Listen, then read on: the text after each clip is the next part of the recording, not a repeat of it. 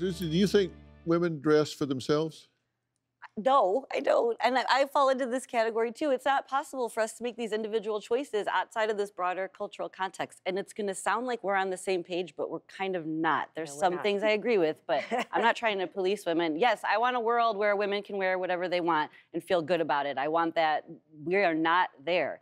And so we live in this world where the male gaze is the dominant gaze. And I'm not just saying Dr. Phil's gaze or some man. It's the male gaze, which really portrays, I had to get that part. It portrays how men and women are in relation to each other. And the reality is that men have more power right now. And women we spend so much time focused on how we want to be seen by others that it's all about our desirability becomes the only thing that matters. And you're doing a business side of things, so you can't just say, so what I really get concerned about are all the young women in the audience that aren't, working in the fashion industry, that aren't consultants, that weren't born naturally looking like some of the women here, that, are very privileged in some ways. But you don't dress for yourself. Who do you dress for, Robin? Well, I dress for two people. Number one, I dress for myself because I love fashion. And always have. So honestly, number one, I dress for myself. And number two, I dress for you. Oh. Because I know at the end of the day, I'm going to undress for you. I love that. I really do love that. But I do dress for you and myself.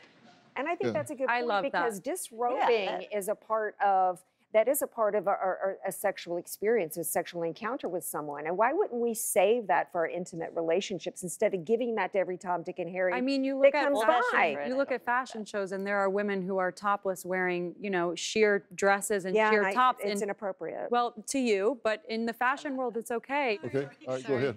Hi, we're talking about history.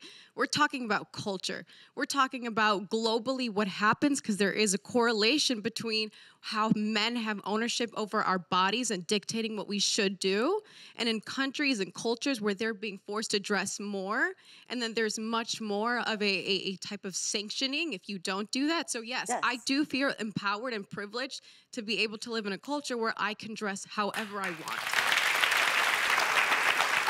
Celebrities have kind of, they're role models, particularly for a lot of young women. And if you look at what they wear, certainly on the red carpet, and what they wear in public, I mean, we can take a look at some of the things they wear are pretty provocative. It's just replicating the same tedious versions of feminine sexuality. There's nothing new, and it's conflating nudity with being sexy. And everyone can make their own individual choices, and you can make it. I mean, you want to look like that, great, but it's not.